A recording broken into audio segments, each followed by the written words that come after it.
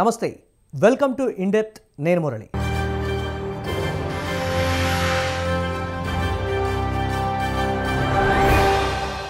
Artificial intelligence తో మానవాళికి అనేక ప్రయోజనాలు ఉన్నాయి. దీనిని ఎవరూ కాదనలేరు. అయితే ఆర్టిఫిషియల్ ఇంటెలిజెన్స్ తో రానున్న రోజుల్లో మానవాళి మనుగడే ప్రమాదంలో పడుతుందని హెచ్చరిస్తున్నారు నిపుణులు. ఆర్టిఫిషియల్ ఇంటెలిజెన్స్ అణుబాంబు కంటే ప్రమాదకరం అంటున్నారు. ఈ సందర్భంగా సైంటిస్ట్ స్టీఫెన్ హాకింగ్స్ చేసిన హెచ్చరికలను గుర్తు చేస్తున్నారు. ఆర్టిఫిషియల్ ఇంటెలిజెన్స్ను నియంత్రించాల్సిందేనన్న డిమాండ్ రోజురోజుకు బలపడుతోంది. మనిషికి మనిషితో పోటీ అన్నది నిన్నటి మాట. మనిషికి కృత్రిమ మేధస్సుతోనే పోటీ అన్నది ఇప్పటి మాట. మన విజ్ఞానం నుంచి, మన ఆలోచనల నుంచి పురుడు పోసుకున్న కృత్రిమ మేధస్సు ఇప్పుడు మనిషి ఉనికికే సవాలు విసురుతోందని నిపుణులంటున్నారు.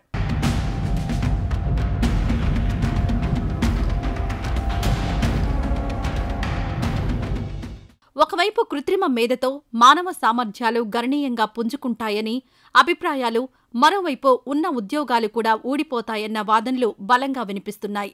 ఫలితంగా సంపన్నులు, పేదల మధ్య తారతమ్యం మరింతగా పెరుగుతుందన్న అంచనాలు తెరమీదకొస్తున్నాయి. మొత్తంగా మనిషి మనుగడే ప్రమాదంలో పడుతుందన్న భయాందోళనలు వ్యక్తమవుతున్నాయి.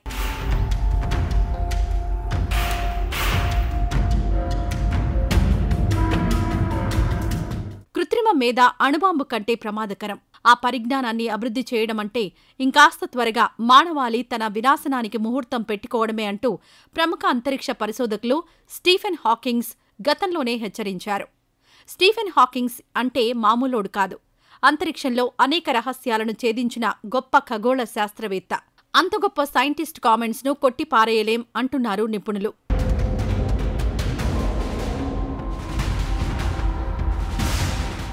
కృత్రిమ మేధ ఇప్పటికే అనేక సమస్యలకు కారణమవుతోంది. మనిషిలోని పైత్యాలన్నీ ఈ అధునాతన టెక్నాలజీలోకి చొరబడుతున్నాయి. ఉద్యోగార్థుల్ని అంచనా వేసే ఓ ఆర్టిఫిషియల్ ఇంటెలిజెన్స్ సాఫ్ట్వేర్లో ఫలానా ప్రాంతానికి చెందిన వారిలోనో, ఫలానా కమ్యూనిటీకి చెందిన వారిలోనో నేర స్వభావం ఎక్కువనో, కష్టపడే గుణం శూన్యమనో ప్రోగ్రాం రూపొందించినట్లయితే ఆ తర్వాత పరిస్థితి చాలా ఇబ్బందికరంగా మారుతుందంటున్నారు నిపుణులు.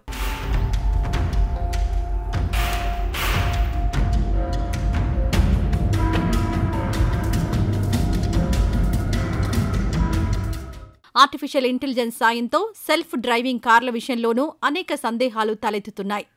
సాంకేతిక లోపాలతోనో, ఇంకేదో కారణంతోనో సదరు వాహనాలు కలిగించే ప్రాణ, ఆస్తి నష్టాలకు బాధ్యత ఎవరు తీసుకోవాలన్న విషయంలో ఇప్పటివరకు స్పష్టత లేదు. తమ లోపాల్ని తాము తెలుసుకునే యంత్రాలొచ్చేదాకా ఇలాంటి ప్రశ్నలకు జవాబు దొరకదంటున్నారు నిపుణులు. దీనికోసం మరికొంతకాలం ఆగక తప్పదు.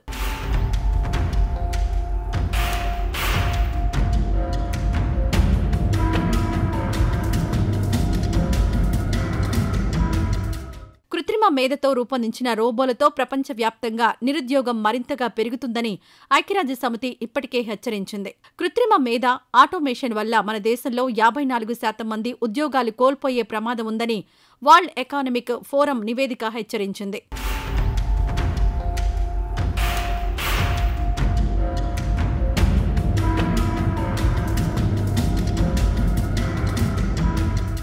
కృత్రిమ మేధను నియంత్రించకుంటే వచ్చే 2 ఏళ్లలో మానవాళి తీవ్ర పరిణామాలు ఎదుర్కోవాల్సి వస్తుందని ఆందోళన వ్యక్తం చేస్తున్నారు టెక్నాలజీ రంగ నిపుణులు. ఒక సమూహంగా మానవాళి ప్రాణాలు తీయగల సైబర్, బయోలాజికల్ ఆయుధాలను సృష్టించే సామర్థ్యం ఆర్టిఫిషియల్ ఇంటెలిజెన్స్కు ఉందన్నారు. కృత్రిమ మేధను అంతర్జాతీయ స్థాయిలో నియంత్రించకుంటే ఆ తరువాత మానవుడు నియంత్రించలేని అత్యంత శక్తివంతమైన వ్యవస్థ ఏర్పడుతుందని నిపుణులు హెచ్చరిస్తున్నారు. ఏమైనా భవిష్యత్తులో ఆర్టిఫిషియల్ ఇంటెలిజెన్స్ ఫలితంగా మానవాళికి పెనుముప్పు ఏర్పడుతుందన్నది నిపుణుల వాదన.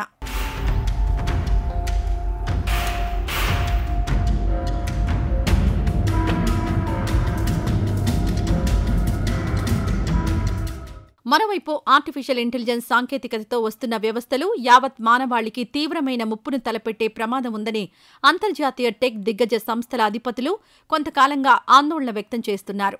ఇటువంటి వ్యవస్థలను నియంత్రించాల్సిన అవసరం ఉందని అనేక మంది నిపుణులు గతంలోనే బహిరంగంగా లేఖ రాశారు. ఈ లేఖపై ఎలన్ మస్క్ లాంటి సెలబ్రిటీలు కూడా సంతకాలు చేశారు.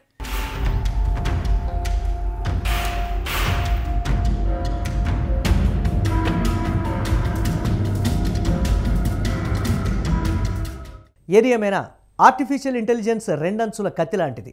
ఆర్టిఫిషియల్ ఇంటెలిజెన్స్ పై నియంత్రణ లేకపోతే భవిష్యత్తులో మానవాళి ఉనికే ప్రమాదంలో పడటం ఖాయం.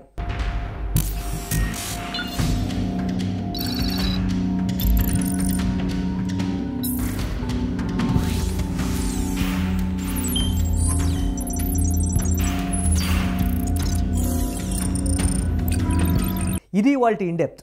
వచ్చే వారం మరో అంశంతో మళ్ళీ కలుద్దాం. కీప్ వాచింగ్ స్వతంత్ర.